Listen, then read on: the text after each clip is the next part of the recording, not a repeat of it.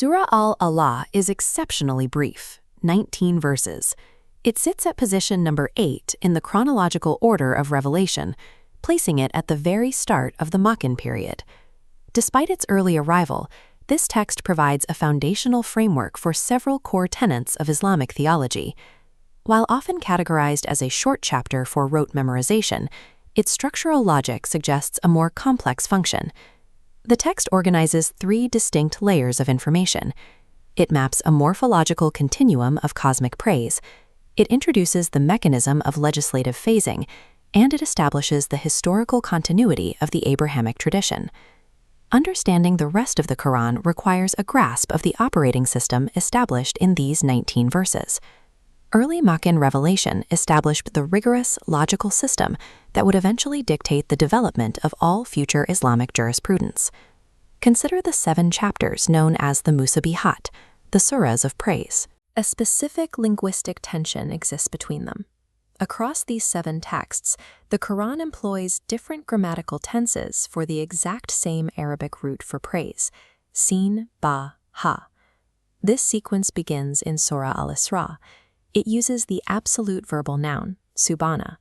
This establishes a state of praise in absolute time, independent of any specific era or subject. The grammar then shifts into the historical past tense, sabaha, in surahs Al-Hadid, Al-Hashr, and As-Saf. The praise is now anchored to specific historical events.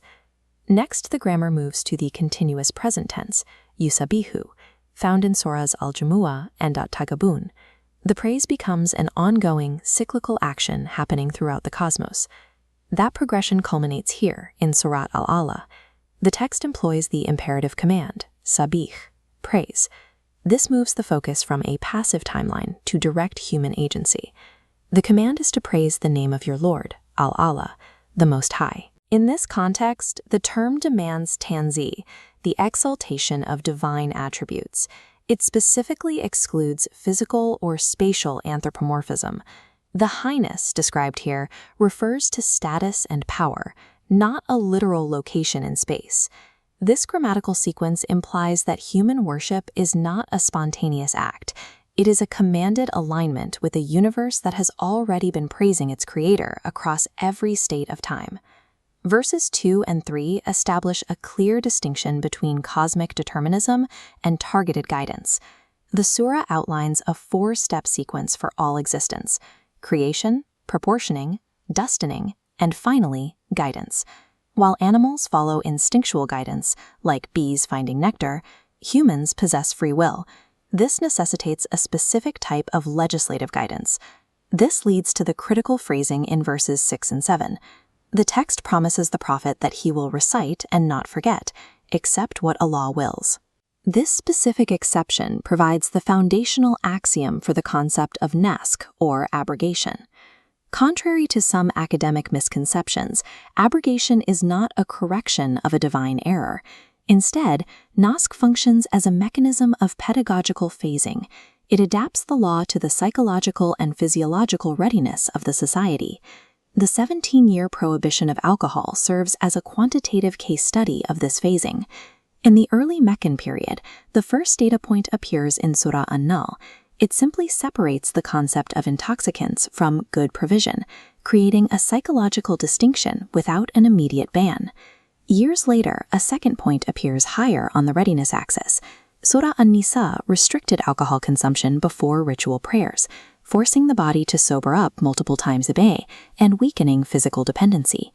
Only when the community was prepared did the final ruling arrive in Surah Al-Ma'idah, issuing a total societal prohibition. This is naskh manawi. The legal ruling is updated, but the earlier verses remain in the Quranic text permanently. The text remains because it serves as a permanent reference model for how to gradually reform human behavior. Islamic law functions as a psychologically aware system of reform, prioritizing the long-term internal readiness of a community over static, immediate compliance. This awareness connects directly to verse 8, and we will ease you toward ease.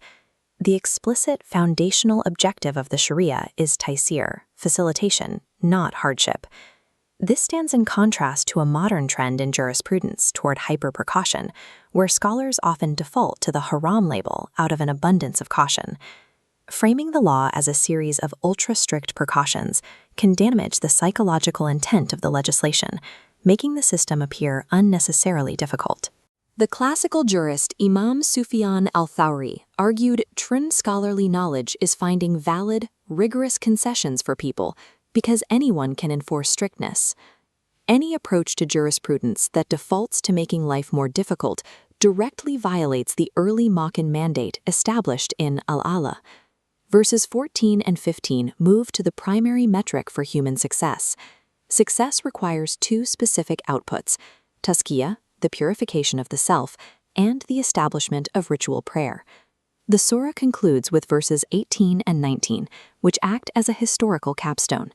This entire system, cosmic alignment, pedagogical law, self-purification, and prayer, is explicitly identified as belonging to the scrolls of Abraham and Moses.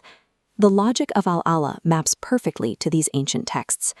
This establishes the core monotheistic axiom: if there is a single divine sender and a single human receiver, the architecture of the message must be consistent across history.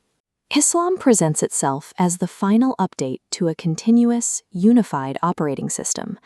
The surah verifies this continuity by tying early Makan revelation directly to the historical roots of the Abrahamic tradition. Surat Al-Ala serves as a structural study in the unity of the Quran. It demonstrates grammatical precision, the logic of divine legislation, and a consistent historical thread within monotheistic thought.